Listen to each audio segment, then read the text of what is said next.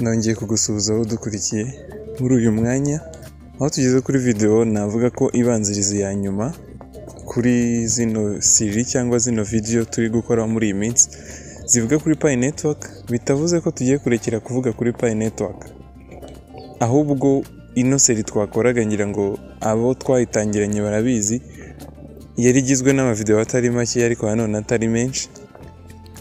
Uyu munsi turi kugenda tugana ku musozo wayo, aho ino video ari ibanziriza ya nyuma nk'uko nari mbivuze. Tudatinze rero tugiye kuvuga kuri Pi Networks roadmap ndetse na development progress nk'uko twari twabivuzeho ubushize.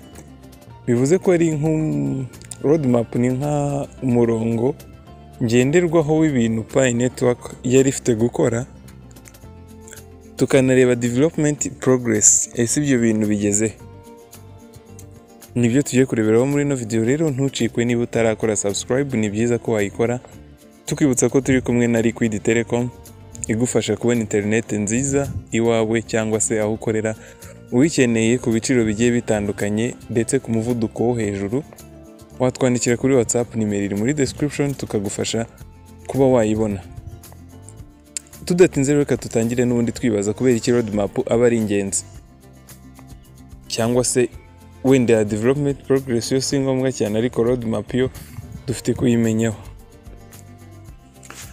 Roadmap mbere ko tujyamo cyane katubanze twumve ubundi kubera iki ari ingenzi, imaze iki. Roadmap nayo twitekereza nk'icyo twakwita strategy guide cyangwa se ikintu kikuyobora, guide nyine kikuyobora, kikwereka future updates, ni ibikibazo baza-updating cyangwa bazagenda bakora mu minsi iri imbere, ndetse n'ama features mashyashya agiye kuzajya agenda aza buri uko ikintu uvuga uti igihe iki n'iki tuzaba tugeze kuri iki, igihe iki n'iki nikigera hazakorwa ibi. Iyo niyo twakwita roadmap, igufasha kumenya ibintu bigiye kuza biri imbere ndetse n'ibyo twitega ahazaza h'ikintu runaka. Ubwo nk'aha ni muri Pi Network. Pi Network rero ifite roadmap nziza igaragara neza, igaragaza development plans zayo, ibyo bateganya kugenda badevelopa cyangwa bongeramo muri Pi Network. Ni nk'uko twavuga nk'ikintu runaka gifite updating application runaka igaragaza n'iryari we ko expecting ibintu bishyashya, characters nshyashya, ama features mashyashya kuri buri kintu cyose kirimo. Pi Network rero roadmap yayo idufasha no kumenya ibintu biri imbere twakwitega muri no projet yabo. Hanyuma kuri iyo roadmap rero hakanabaho development progress, ari cyo twakwita urugendo rwo kugenda bacivinga cyangwa bakora ibiri kuri iyo roadmap. Roadmap ntago ari nka wish list y'ibintu nyine wifuza gukora, ahubwo ishyirwaho ibintu bigomba gukorwa koko kandi ku gihe runaka bikanakorwa. Gira nko kuri roadmap hari nk'uburyo wenda urugero natanga, ushobora kuvuga ati mu kwa gatatu itariki n'iyi wenda 14 hazabaho open mainnet, tukaba tubizi nubwo wenda nta biri muri roadmap. N'urugero natangaga, bakavuga ati itariki n'iyi hazabaho mass KYC, bikaba bizwi nyine roadmap yarasohotse. Ngira ngo n'ubundi abantu bakunda gusoma barabizi ko Pi Network roadmap yayo hari, wenda tuzanayinyuramo turebe aho bigeze.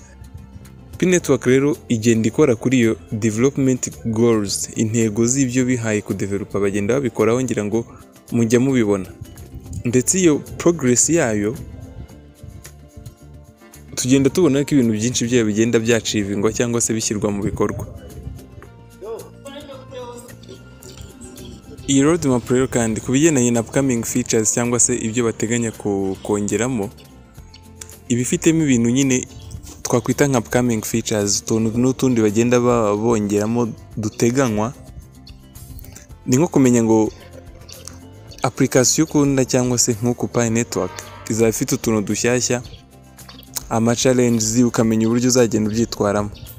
Pi Network rero upcoming features zayo zigenda ziyongerera agaciro kubera ko baba bateganyamo ibintu byinshi kandi ubona bifite umumaro, ndetse bikanongera utility kuri platform yabo cyangwa se kuri Pi Network muri rusange. Hanyuma rero community involvement yo ihagaze ite, cyangwa se ibitureba twebwe nka Pi community.